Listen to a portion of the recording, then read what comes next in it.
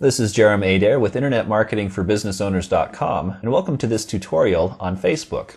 Now, Facebook and other social networking sites are a great way to bring traffic to your website and find new prospects and make money. Here's the big picture on how Facebook can work for you and each step you need to take to be profitable in social networking.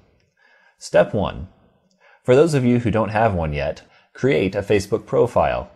Your profile is where people get to know you, and there are some things you want to make sure your profile contains, and some things that are not a good use of your time. Because our purpose here is to do the things that make us money and not bother with the time wasters. And I'll give you details on what you want to do while setting up your profile in the next tutorial.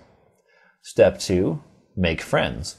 Once you're friends with someone on Facebook, you're allowed to communicate with them much more easily. And of course, communicating with them is how they find out what you offer so they can do business with you. If they don't know who you are and what you offer, there's no chance they're going to buy anything from you, right? So step 2 is to collect friends. And not just any friends, but the ones who are most likely to be interested in what you offer. The best way to meet these people is through Facebook groups. Whoever your target market is, there's a group out there that caters to those people. There are likely several. And you're going to find these groups and start becoming friends with the people in those groups. Once you're friends with someone, you can start talking with them and find out if you have something they need. You can also find out if your potential customers have a need that isn't being fulfilled, and there are certain ways you want to go about this that are very effective and won't get you kicked off of Facebook. Step 3. Make friends with your friends.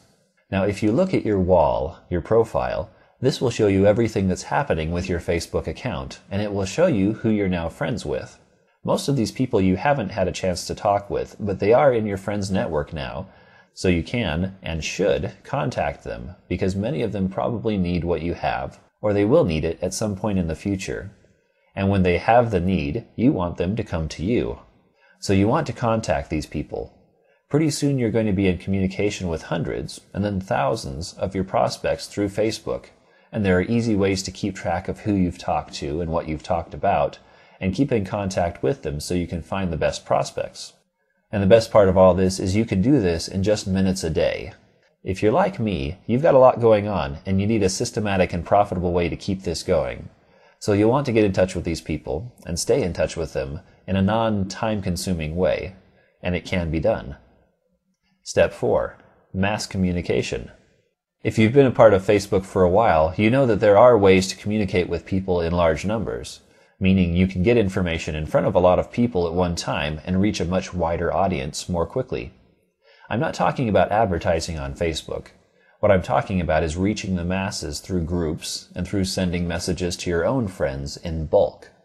Now, if you've been a part of Facebook for a while, you know that mass communication is mostly ineffective on Facebook, except under certain circumstances where it works very well. And you'll want to take advantage of this ability to communicate with large numbers of people, and if done correctly, it will benefit your business a lot.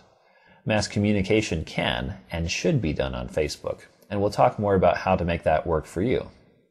Step 5. Create a group. In many cases, creating your own group on Facebook is a great idea. When you do this, people can find you and join you without you having to make contact first, and then you have their permission to send them information.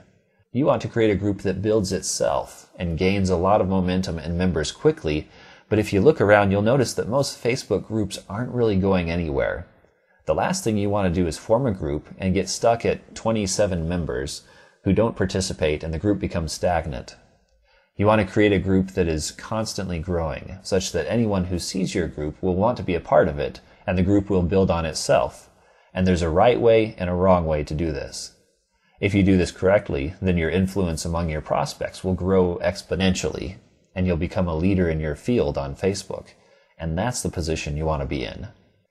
Starting a successful group is not difficult if you have a few things in place and you know how to best get it started. And there are a couple other advanced things that you can do on Facebook to really get things rocking that we'll talk about, as well as some of the common time wasters and ineffective activities that a lot of business owners don't realize are hurting their business.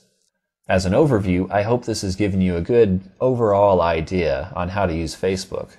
The next step is just properly putting these things into practice, and that's what the other tutorials are all about. Thank you for joining me, and I'll see you in the next tutorial.